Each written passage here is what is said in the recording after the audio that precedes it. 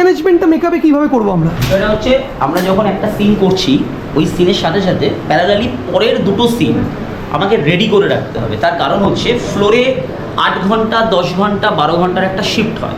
সব থেকে দেরি হয় হচ্ছে মেকআপ আর হেয়ার করতে। তার কারণ একজন আর্টিস্টকে তারা কিন্তু প্রকৃত অক্ষে মানে ক্যারেক্টারের জন্য কিন্তু তৈরি করে দেয় কিন্তু মেকআপ। আমাদের সিনিয়র হচ্ছে অতসীদি।